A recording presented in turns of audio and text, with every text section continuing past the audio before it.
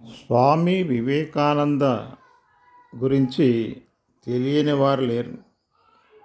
ప్రపంచ విఖ్యాతి చెందిన స్వామి ఆయన గురువుగారి పేరు శ్రీ రామకృష్ణ పరమహంస. వివేకానంద జీవన సర్వస్వం అంటే జీవితకాలం అంతా ధ్యానం ధ్యానం ధ్యానం. తింటున్నా, పడుకొని ఉన్నా, తిరుగుతూ ఉన్నా, అవసరమైన భౌతిక కార్యకలాపాలు ఎన్ని చేస్తున్నా,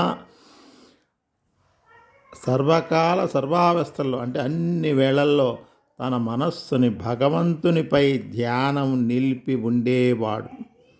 ధ్యానసిద్ధుడు ధ్యానసిద్ధుడు అని వర్ణించేవారు గురువుగారైన రామకృష్ణుడు.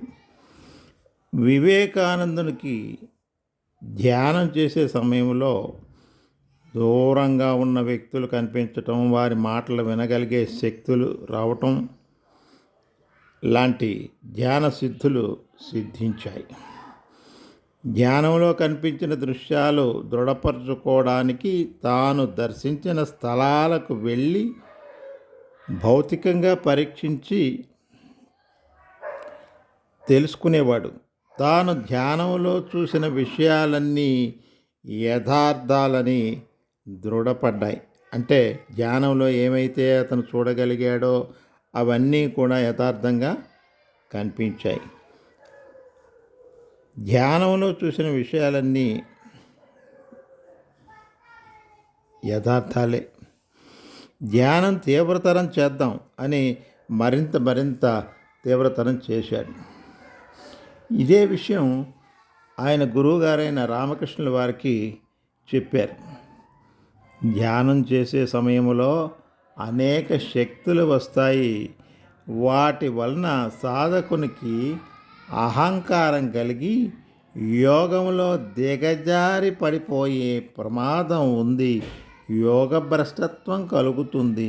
కాబట్టి కొన్ని రోజుల దాకా ధ్యానం చేయవద్దు అని గురువుగారు ఆదేశించారు వివేకానందుని.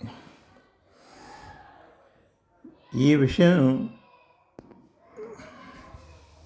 గురించి ఆలోచిస్తుంటే భీమిలిపట్నంలో మా గురువుగారైన యోగానంద స్వామి వారు తన ప్రియ శిష్యులైన రామకృష్ణానంద గారికి తాను ధ్యానం ద్వారా పొందిన దివ్యశక్తులను త్యాగం చెయ్యకపోతే యోగ భ్రష్టం కలుగుతుంది, వాటిని విడిచిపెట్టు అని చెప్పటం నాకు గుర్తుంది.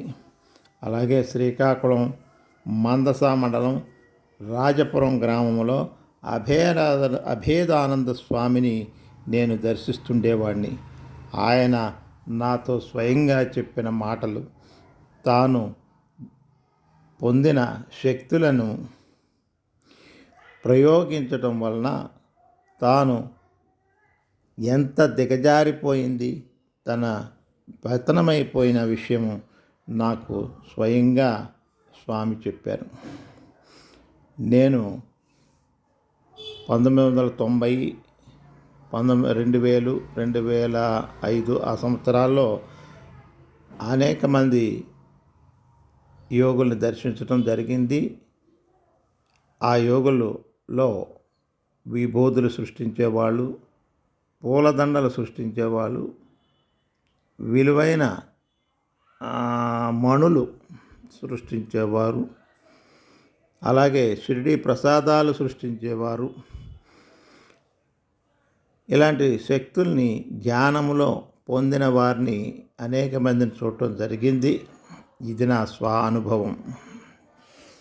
చాలామంది ధ్యానం చేసేవాళ్ళు ధ్యానంలో నేను ఈ అనుభూతి చెందాను, ఆ దేవుడు కనిపించాడు, ఈ దృశ్యాలు కనిపించాయి, ఈ శక్తులు కనిపించాయి, విపరీతమైన ఆనందం చూశాను, ఇలాంటి ఎన్నెన్నో అనుభవాలు మంత ఉత్సాహంగా చెప్పటం నేను చూశాను. కానీ అవన్నీ తాత్కాలికమైనవే.